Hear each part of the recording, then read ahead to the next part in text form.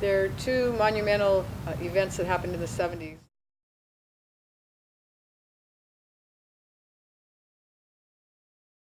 The Supreme Court today ruled that abortion is completely a private matter to be decided by mother and doctor in the first 3 months of pregnancy. From CBS News headquarters in New York, this is the CBS Evening News with Walter Cronkite. Good evening. In a landmark ruling, the Supreme Court today legalized abortions. Why? Yes, of course. I go to every parade. I am gay, completely gay.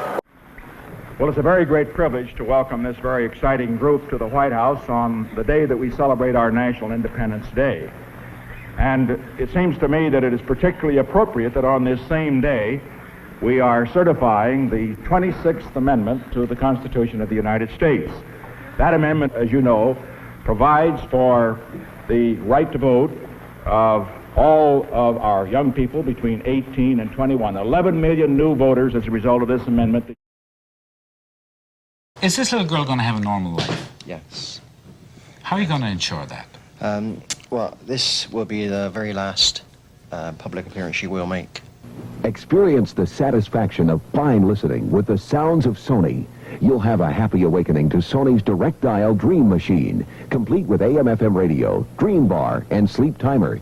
When you're away from home, take along Sony's portable stereo cassette player recorder for big listening pleasure. And when you're on the go, enjoy music in motion with Sony's Walkman stereo sound system. Sony's revolutionary Betamax deck, which hooks up to any TV set, can actually videotape something off one channel while you're watching another channel.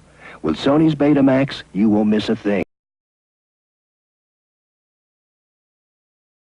In 1975, I was a teenager, and there had been so much protest going on a few years before that, protesting the war and the fact that these young children at 18 were made to go to war against their wills because there was mandatory enlistment. So a result of that was that all the protests in all the colleges and all around the country brought up the subject of changing the voting age. So eventually, a result of that was the voting age went from 21 to 18. So those who were old enough to go fight the war were also old enough to have a say in what goes on in this country. The 70s could be considered a more successful and organized child of the 60s. Progressive riots spilled over from the 60s into the 70s and changed the face of America. College students who felt that it was unjust to be drafted to go to Vietnam when they couldn't vote made their voices heard. In July of 1971, the 26th Amendment was passed, allowing 11 million young adults from between 18 and 21 to vote. Another thing was the Roe versus Wade, which was a very big controversy during my teenage years. And the result of that is that women got to choose, but also it gave women more power and more say in what happens to women in general. And a result of that, which is interesting, was that I remember being in junior high school and we had to get on our knees and have our skirts touch the ground, or we were sent home or made to go put our PE clothes on, which were long shorts. And then I went from junior high school to high school, and all of a sudden girls could wear jeans, and actually the next thing was girls were wearing mini skirts. So the oppression of women and being treated so restricted changed at that time too. And I think this is all the same, coming out of the same sort of movement and feeling that was going on in the 70s. People began drifting away from the traditional beliefs, and females obtained more freedom in society. Not only did the conflict and ultimately decision about abortion change, but the entire culture changed. Women went from dressing conservatively in the 50s to wearing pants and short skirts, as visible in the band ABBA. Hairstyles became longer and freer in this time period as well. Women also received more powerful roles in TV shows such as Charlie's Angels, and had more sexualized roles in items such as advertisements.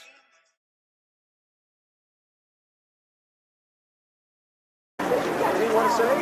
Where are you from? I'm independent. Oh, nothing. It's a great day. It's a gay day. Happy day. Happy day. The gays out in full force. It's a beautiful day. More liberal ideas were progressing along with the freedom of everything else. The 70s were home to the first gay pride parade, spurring a frenzy of more parades as time went on.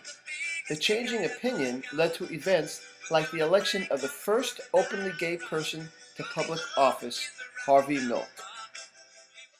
2 days after I was elected, I got a phone call, and the voice was quite young.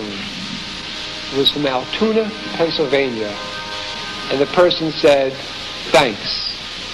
And you've got to elect gay people so that that young child and the thousands upon thousands like that child know that there's hope for a better world. There's hope for a better tomorrow. Without hope, not only gays, but those blacks and the Asians, and the disabled, the seniors, the us's, without hope, the us's give up." Technology continued to evolve as well. Floppy disks were invented in 1970. VCRs were invented in 1971. Although invented in the 50s, the first MRI device was approved and patented in 1972. The first test tube baby was born in 1978, and the Sony Walkman was introduced in 1979. The 1970s lay on the cusp of innovation and change. It was the greatest decade because it was the dawn of a new era of technology and social change.